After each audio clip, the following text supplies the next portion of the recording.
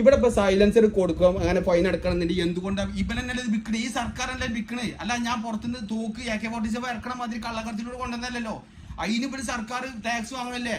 അങ്ങനത്തെ ഒരു മുതൽ സർക്കാർ ജനങ്ങൾക്ക് ബുദ്ധിമുട്ടുണ്ട് എന്നുണ്ടെങ്കിൽ അത് എന്തിനാ ഇവിടെ സപ്ലൈ ചെയ്യുന്നതിനാ? അതിനെന്തിനാ ഡിസ്ട്രിബ്യൂഷൻ കൊടുക്കണേ? അത് പ്രൊഡ്യൂസ് ചെയ്യാൻ എന്തിനാ പിന്നെ അതിനുള്ള ഇത് കൊടുക്കണേ?